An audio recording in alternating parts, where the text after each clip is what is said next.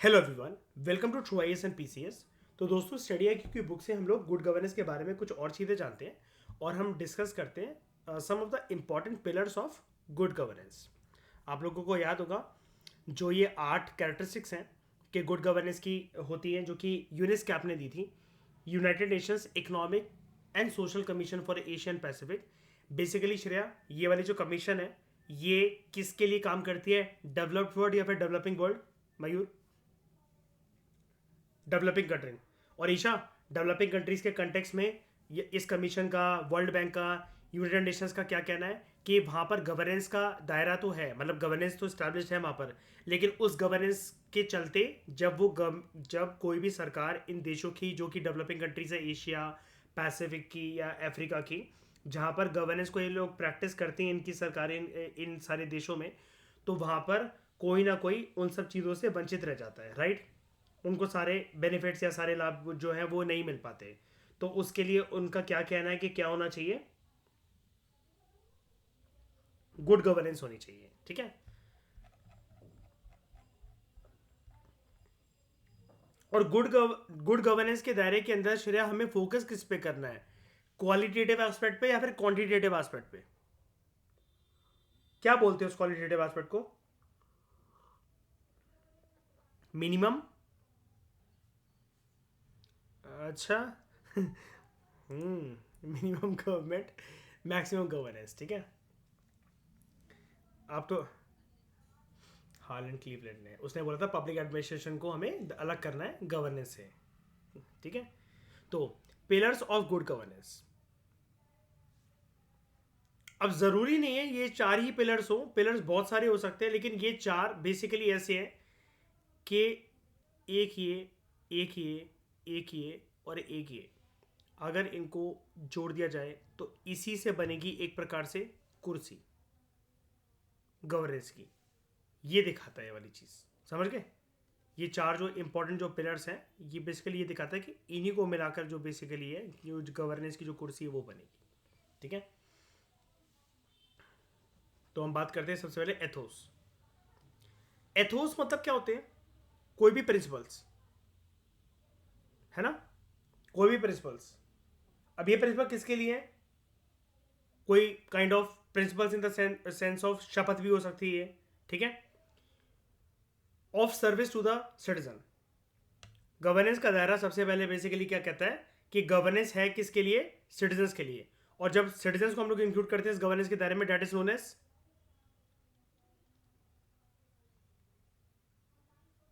Very good government, नहीं citizen centric governance. Government कभी भी सिटीजन सेंट्रिक नहीं हो सकती है, क्योंकि उसके उसके अंदर तो जनता के द्वारा चुने गए प्रतिनिधि होंगे ना, लोगों को थोड़ी ना बुलाया जाएगा वहां पर। उसका जो एक्शन वाला पार्ट है, लाइक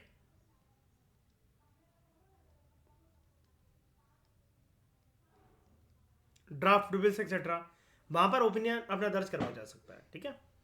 श्रेया, मैं एक दो दिन में ये लिस्ट दूंगा अच्छी सी, और मैं लिंक भेजूंगा साइट का, तब जाकर हम उसके बारे में अपना ओपिनियन देंगे, ठीक है। सबसे पहले सरकार के पर्पस को समझेंगे कि सरकार क्या कहना चाहती है, उस बिल के बारे में क्यों लाना चाहती है, और फिर उस ड्राफ्ट प्रपोजल में हम दोनों अपना पहला ओपिनियन वो करवाएंगे, क्या कहते हैं, रजिस्टर करवाएंगे। ये हमारी हेल्प करेगा बहुत कॉन्फिडेंस के साथ एथिक्स की केस स्टडीज़ को रिजॉल्व करने के लिए, और इंटरव्यू में आंसर देने के लिए कि आप लोगों को, आप लोग इस फील्ड में क्यों आना चाहते हो बेसिकली, है ना। तो हम अगर पॉलिसी मेकिंग की बात करें कि आपने कभी पॉलिसी मेकिंग करी है, तो हम ये कह सकते हैं पॉलिसी मेकिंग तो नहीं करी, लेकिन उस पॉलिसी मेकिंग को शेप करने का काम हमने कई बार करा है प्रिपरेशन के टाइम पर।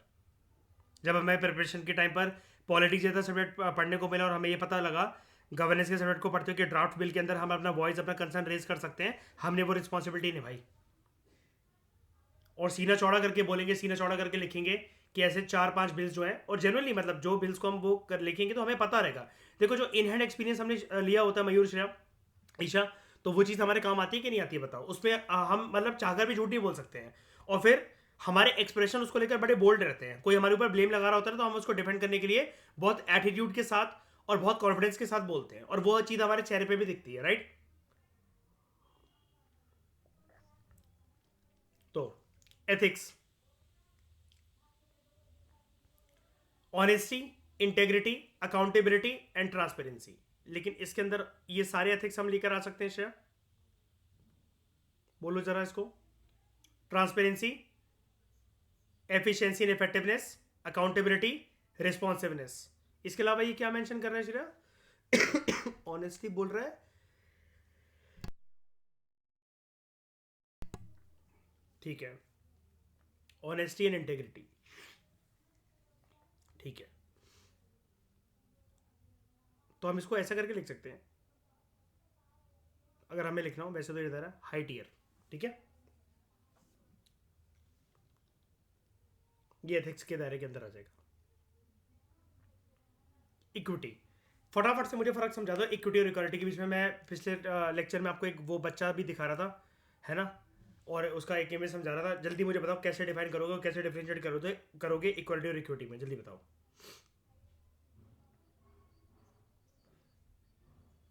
जैसे उस एग्जांपल के अंदर सबको स्टूल दे दिया गया था, चाहे जिसको नीड थी चाहे नहीं थी, तो वो इक्वालिटी है। लेकिन इक्वालिटी हमेशा क्या सोसाइटी के लिए सही होती है? हमेशा। कभी कभार इक्वालिटी भी क्या ऐसा हो सकता है ईशा के वो कुछ सिटीजन के राइट को फिर भी डिनाई कर दे, इक्वालिटी होने के बावजूद भी कुणाल सबको राइट्स ना मिले, हो सकता है श्रेया ऐसा? मयूर,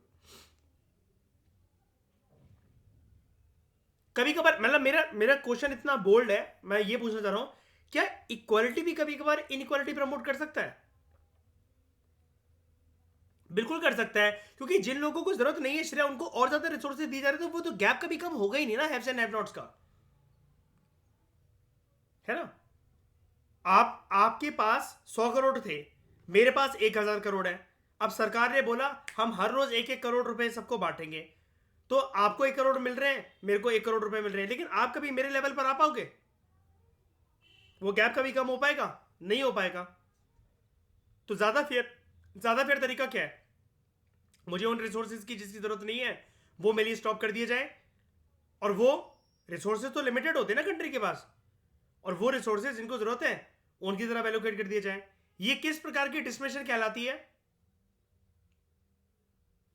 positive discrimination, and in political terms it is known as principle of equity, treating all citizens alike with empathy and compassion for the weaker section. Isha, being a psychology and philosophy student,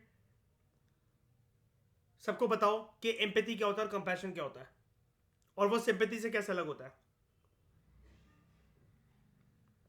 सबसे पहले बताओ compassion क्या होता है।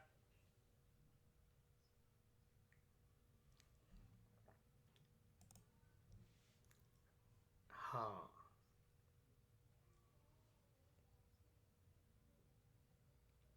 देखो compassion में basically क्या होता है कि आपके अंदर से ना एक इनर डिजायर होती है किसी की मदद करने के लिए या किसी के लिए कुछ करने के लिए।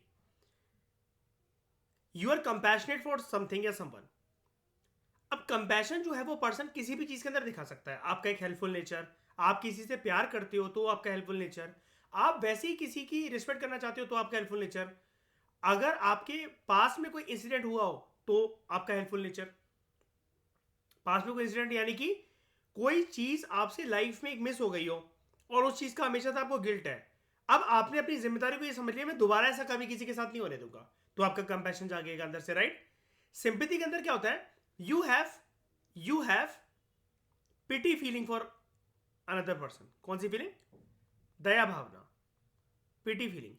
आपको बुरा लग रहा है, आपको बुरा लग रहा है, लेकिन वो जो पर्सन फील कर रहा है ना, यहां से एक एस्पेक्ट मिसिंग होता है। कौन सा? यहां पर बिहेवियरल एस्पेक्ट तो है आपका। बिहेवियरल एस्पेक्ट कैसा? बीप राग के गाने चल रहे हैं जोर जोर की आपकी गाड़ी में, बगल से एक किसी पर्सन की, भगवान ना करे कभी ऐसा हो, लेकिन बगल से किसी पर्सन की अर्थी जा रही है, आप क्या करोगे?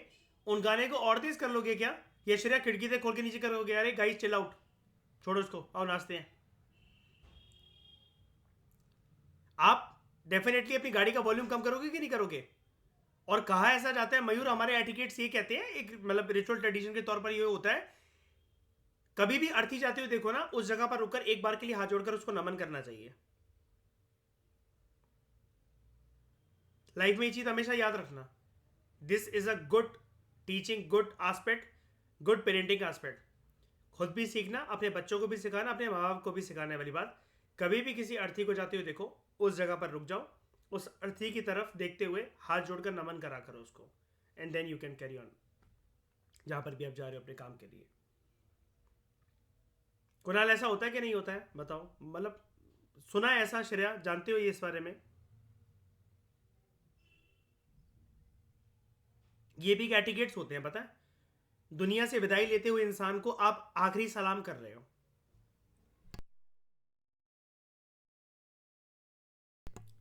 हम कभी भी किसी को फिर उस टाइम पर ये नहीं बोल सकते ना। मयूर, आप ये बोलोगे कि अच्छा वो बुड्ढा मर गया और मेरी बॉल चली जाती थी बचपन में, देता नहीं था ये सारा, रोज लानी पड़ती थी कॉस्को की बॉल। ये तो हो गई पेटी फीलिंग, सिंपैथी। लेकिन एम्पैथी क्या है? मतलब आपको बुरा लगा तो आपने देखो हाथ जोड़कर नमन करा, लेकिन अब देखो एम्पैथी क्या होगी? Putting oneself into another person shoes. ये डेफिनेशन होती है ना इसकी, ईशा सुनी होगी क्लास 12 में साइकोलॉजी में। Putting oneself into another person shoes, कुछ याद आ रहा होगा ऐसा? This is known as empathy. आप डायरेक्टली वो चीज फील करते हो, डायरेक्टली वो चीज फील करते हो।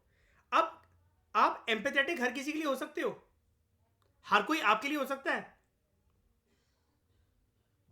दुनिया में सबसे जेन्युइन एम्पैथी आप किससे सीख कर सकते हो, बताओ?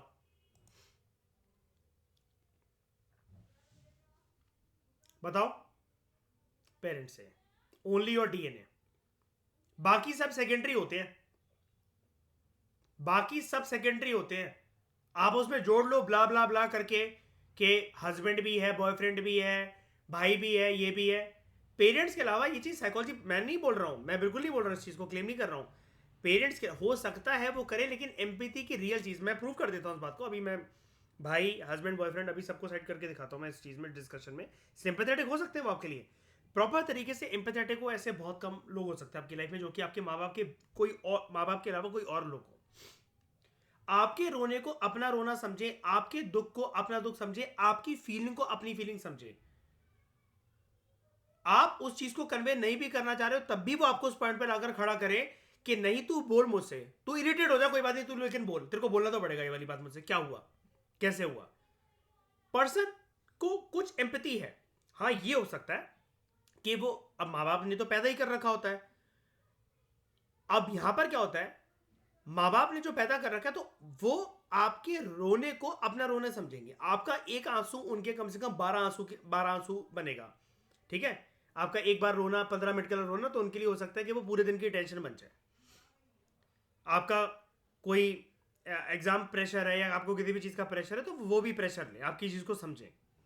लेकिन बाहर की दुनिया में बहुत सारे लोग जोड़ देते हैं, लेकिन ज़रूरी नहीं कि वो चीज़, उस चीज़ को समझें। अब ये चीज़ कैसे प्रूव करता है?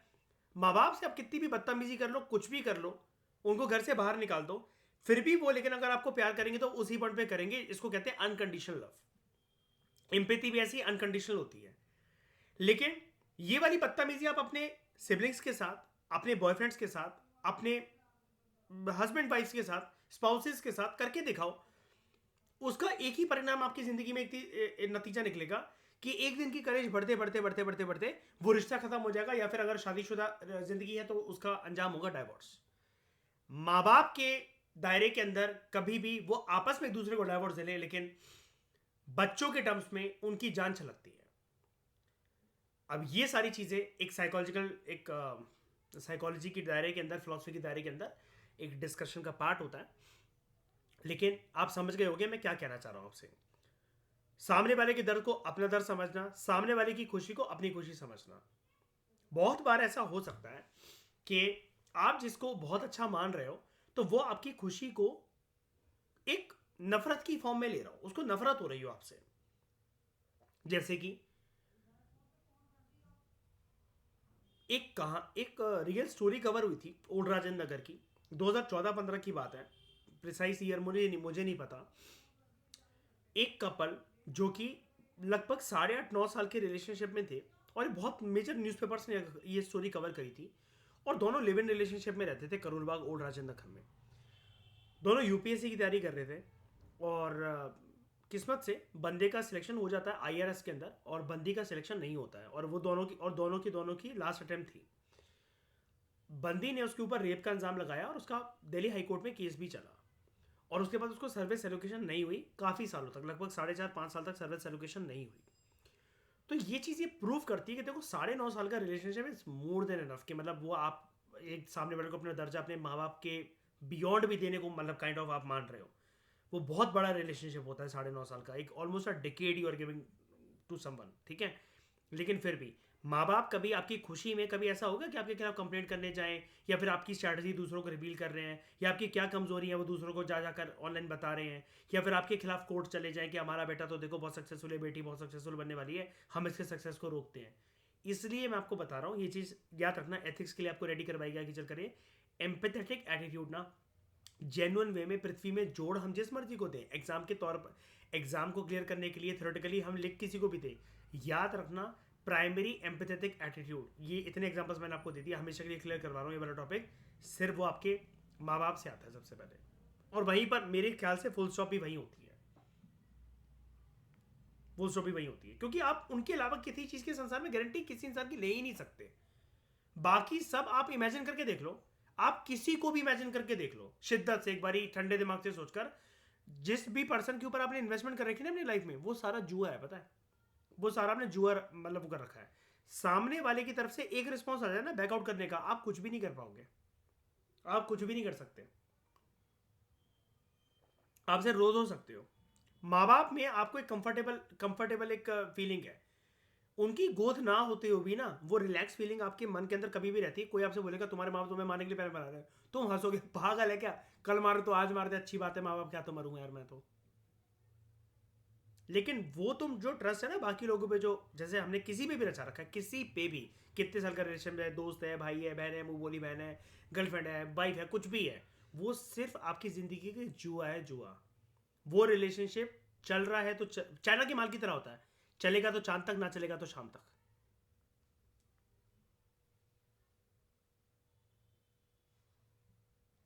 ठीक है, एफिशिएंसी और ये वाली बातें जो मैंने आपको बताई है, साइकोलॉजी बहुत स्ट्रांगली इस चीज़ को प्रूव करती है, तो आप याद रखना सिंपैथी, एम्पैथी, और एम्पैथी के अंदर एक होता है आपका unconditional positive regard, without any condition you do something for the person, you have no लालच फॉर मनी, नो लालच फॉर कि आपको तारीफ मिले, आपको वाहवाही बटोरने को मिले। आप इमेजिन करके देख लो, माँ बाप के अलावा ऐसा कोई रिश्ता हो ही नहीं सकता। आप करते करते करते करते किसी के लिए एक दिन सामने वाला थक जाएगा, वो आपको सुना देगा, मेरी तो कभी तारीफ होती ही नहीं है, मेरे तो कोई वो ही नहीं है लाइफ में, तुम्हारी कोई अटेंशन ही नहीं मिलती मुझे तो, तुम सिर्फ अपना अपना देखो, अपना अपना करो। ये वाली चीज़ माँ बाप कभी नहीं बोलेंगे आपको।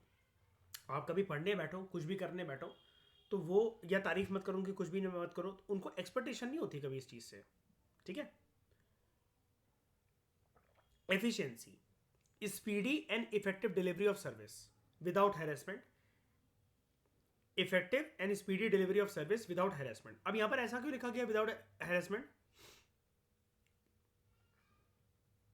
एफिशिएंट तरीके से सर्विस डिलीवरी होनी चाहिए, लेकिन मैं आपसे पूछ रहा हूं विदाउट हैरेसमेंट क्यों लिखा गया यहां पर? क्योंकि कभी कभार सर्विस डिलीवरी के लिए श्रेया क्या देना पड़ता है सामने सरकारी अधिकारियों को? पैसा, जिसको हम लोग क्या कहते हैं, करप्शन। वो करप्शन का एक दायरा बनता है, मैंने आपको बताया था ना, ये चीज आपके दिमाग में होल्ड है कि नहीं है मयूर, कि करप्शन की मैं डेफिनेशन समझाऊंगा, एक प्रॉपर चैप्टर आएगा इसके ऊपर। करप्शन जितना हम सोचते हैं वो कुछ नहीं, प्रॉपर डेफिनेशन कोई भी नहीं जानता, बचपन से हम सुन रहे हैं इस वर्ड को, सिर्फ बताया था ना श्रेया मैंने। तो एफिशिएंसी के अंदर क्या है? Speedy and effective delivery of service. अब देखो, खुद सोच के देखो ईशा, श्रेया, जहां पर स्पीडी और इफेक्टिव डिलीवरी होगी, आपको लगता है सरकारी अधिकारी जल्दी काम करेंगे आपका? किसी भी सरकारी दफ्तर के अंदर आपको जल्दी काम हो जाएगा? चक्कर तो काटने पड़ेंगे ना, और उस चक्कर को ना काटना पड़े, उसको कम करने के लिए क्या करना पड़ेगा आपको? पैसे खिलाने पड़ेंगे। क्या कहते हैं उसको, चाय पानी, हाँ चाय पानी देनी पड़ेगी उनको, सामने अधिकारी को। तो यहां पर ये क्या है कि इसके अलावा using information and communication technology increasingly. देखो, इसका जो ये वाला दायरा है ना, ये पहले चलता था 1990s तक, speedy and effective delivery of service without harassment.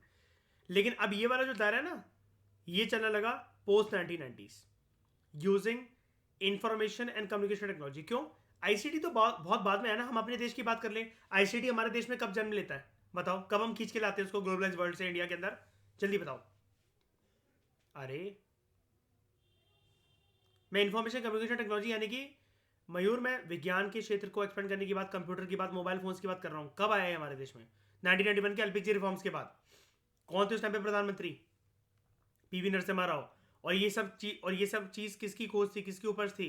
किसने बोला था ये सब कंप्यूटर वगैरह आने चाहिए? और तब क्रिटिसाइज करा था बहुत ज़्यादा अपोजिशन ने? राजीव गांधी जी ने। तो बेसिक फीचर्स जो है गुड गवर्नेंस के, they are concept the basic feature of good governance as conceptualised by policy makers, researchers and international agencies. इनको हम लोग एक वर्ड में यूज कर सकते हैं, smart. And each letter of which is a prerequisite of good governance. Smart,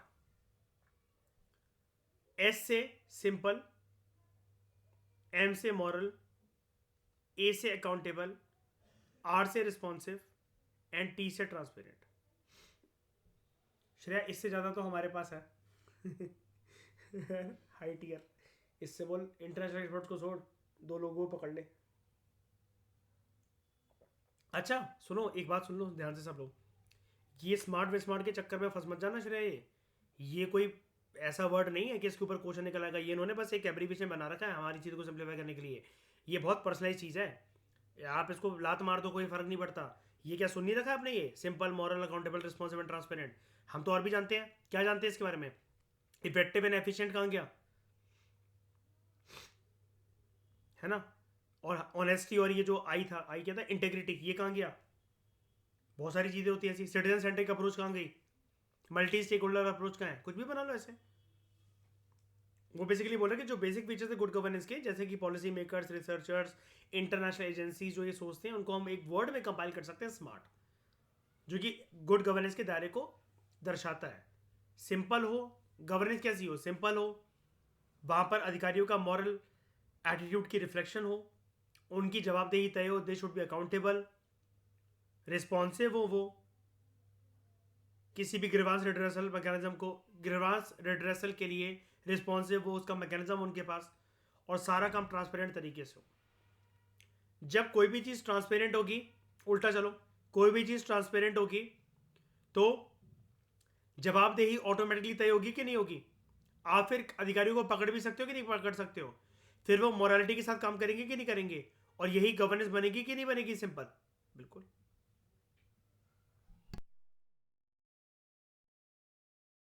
बताओ, बन गई ना कहानी? ट्रांसपेरेंसी से रिस्पॉन्सिवनेस इंश्योर होगी कि नहीं होगी? उससे अकाउंटेबिलिटी तय होगी। अब जिसकी अकाउंटेबिलिटी है तो वो मॉरल एस्पेक्ट को अपने निभाएगा कि नहीं निभाएगा? नहीं निभाओगे तो गई तुम्हारी नौकरी फिर तो। और ऐसा गवर्नेंस सिस्टम क्या होगा? Very simple. तो इन अदर वर्ड्स, ये इंडिकेट करता है कि गवर्नेंस के अंदर हमें फोकस करने की जरूरत है क्वालिटी पे। क्वालिटेटिव डायमेंशन गवर्नेंस का ज्यादा इंपॉर्टेंट है rather than enhancing the quality of governance. यहां पे इन्होंने थोड़ा सा इसको गलत कर दिया। क्वांटिटी ऑफ गवर्नेंस को इनहेंस करने से ज्यादा क्वालिटी पर हमें फोकस करना चाहिए। वही वाली बात है, 100 बात की एक बात। Rather than focusing on the concept of maximum government minimum governance, it should be minimum government maximum governance. तो गुड गवर्नेंस का जो एजेंडा है वो सपोर्ट करता है किन सब चीज़ों को? Freedom of information. Freedom of information जनता को मिलनी चाहिए ट्रांसपेरेंट वे में। इसके लिए जनता के पास एक टूल क्या अवेलेबल है? आरटीआई। एक एक करके आप बोलते चल रहा, ठीक है? स्ट्रॉन्ग लीगल सिस्टम, इसके लिए हमारे पास क्या अवेलेबल है? Independent and free and fair judiciary. Efficient administration to help the under privilege sections which claim to equality, जो कि इक्वालिटी चाह रहे हैं। तो अब इक्वालिटी के लिए हमारे पास क्या है कॉन्स्टिट्यूशन में? आर्टिकल 14। और अंडर प्रिविलेज सेक्शंस के लिए एडमिनिस्ट्रेशन में क्या है? हमारे पास बहुत सारी बॉडीज हैं। हमारे पास देखो, सबसे पहले तो एनएचआरसी है, स्टेट लेवल पे एसएचआरसी है, national commission for women, national commission for minorities, national commission for backward classes, national commission for protection of child rights. उसके बाद अंडर प्रिविलेज सेक्शंस के लिए हम बहुत सारी स्कीम्स भी चलाते हैं। चलाते हैं कि नहीं चलाते हैं? अंत्योदय अन्न योजना है ना, लास्ट में डिलीवरी करने का सोचते हैं। उसके बाद हम इक्विटी के प्रिंसिपल को लेकर आते हैं बड़ी सारी पॉलिसी मेकिंग के अंदर। अब जैसे ये इक्विटी का प्रिंसिपल ही तो है, याद है मोदी सरकार ने अपने पहले कार्यकाल में हमारे माँ बापों से रिक्वेस्ट करी थी, क्या आप अपने गैस सिलेंडर पर अपनी सब्सिडी को छोड़ सकते हैं क्या? याद है? ताकि गरीब लोगों तक गैस सिलेंडर पहुंच सके, गांव तक पहुंच सके। वो पता है ये वाली चीज? एक साल में जितने गैस सिलेंडर आपको एलोकेट होते हैं, अगर आपने उस पर सब्सिडी छोड़ रखी है तो वो उतने एलोकेट ना होंगे, 2-3 मतलब सरकार रख लेती है और फिर वो बांट देती है। लेकिन बात ये है ना, जब तुमने हमसे सब्सिडी के तौर पर वो मांगे, तो गरीब जनता को तो कम से कम तो फ्री में अवेलेबल करवाओ या उनको कम रेट पर अवेलेबल करवाओ। गैस सिलेंडर के रेट लेकिन सबके लिए उतने ही होते हैं, और आपको पता है वो भी एक बहुत अहम मुद्दा होता है।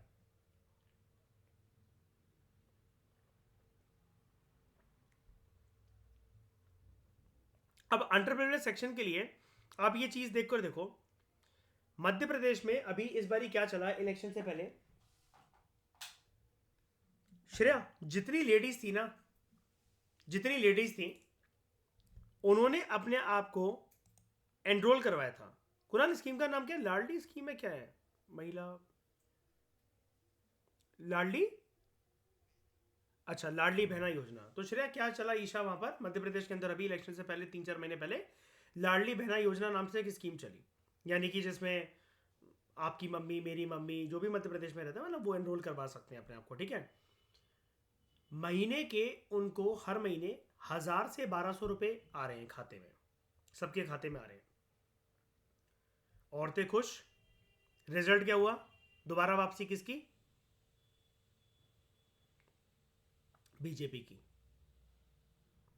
अब मैं इनको अंडर प्रिविलेज सेक्शन नहीं बोल सकता कि औरतों को, आप जनरल कैटेगरी की औरतों को निकाल दो दिमाग से। अब बात करो अगर मैं ST SC वुमेन को यहां पर ले आऊं तो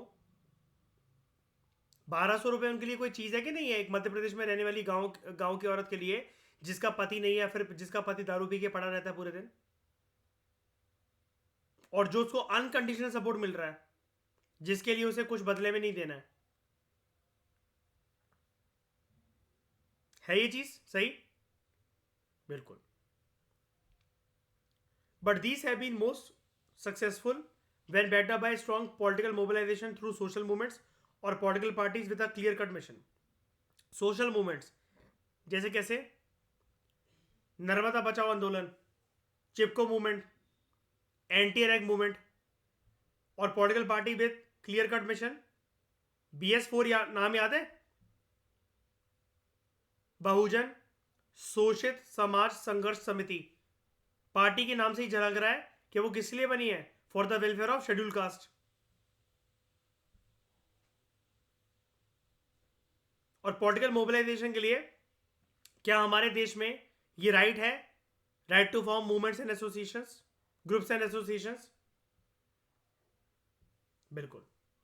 good governance means bringing about goodness in all the 3 sectors, government के अंदर, सिविल सोसाइटी और कॉर्पोरेट वर्ल्ड के अंदर भी। जब हम कॉर्पोरेट वर्ल्ड की बात करते हैं तो वो कौन सी गवर्नेंस आ जाती है?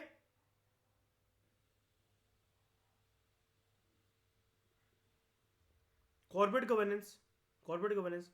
सिविल सोसाइटी की बात करें तो ये कैसे लोग होते हैं? वेल इन्फॉर्म सिटीजन्स, जिनको आटे दाल का भाव मालूम होता है और हर चीज पर ये सवाल जवाब उठाते हैं, राइट?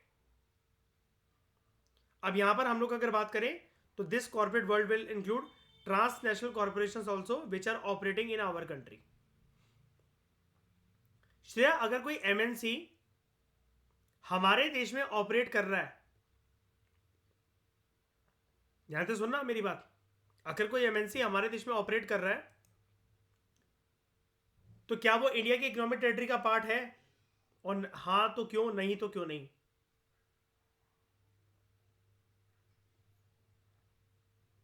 क्यों है?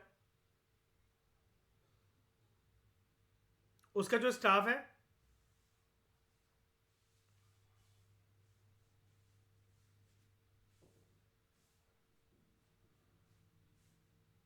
नहीं नहीं, सैलरी से ज्यादा एक और चीज होती है, एक और चीज शेरा बताओ।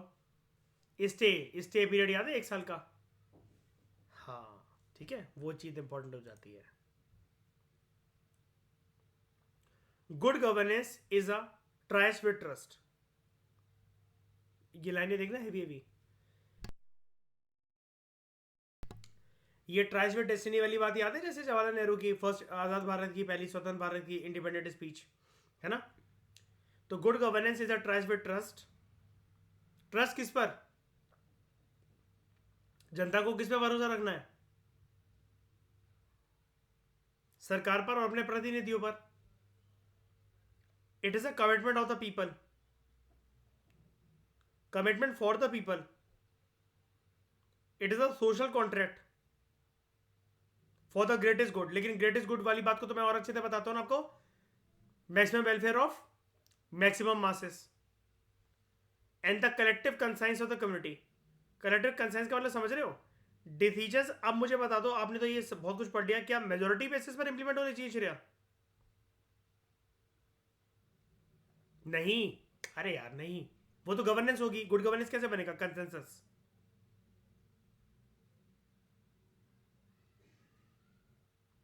कंसेंसस, ठीक है। कलेक्टिव कंसेंस का मतलब यही हुआ ना, कंसेंसस आएगी ना लोगों के। मतलब मतलब मना करने वाले कुछ लोग होंगे, कुछ लोग बस। देखो ऐसा तो नहीं कह सकते कि 100% हर एक चीज के लिए हर कोई रेडी हो जाएगा। मुझे एक बात बताना, हम अपने जीते जी कभी ना कभी तो इस चीज को होते हुए देखेंगे ना। किसको? ये यूसीसी, यूनिफॉर्म सिविल कोड।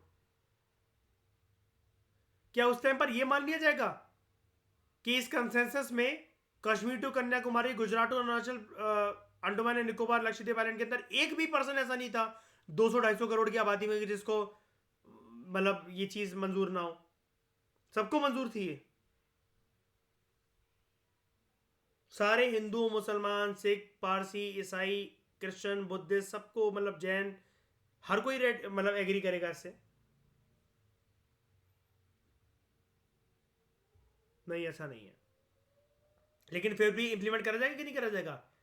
तो इसको क्या बोला जाता है? Collective conscience of the community.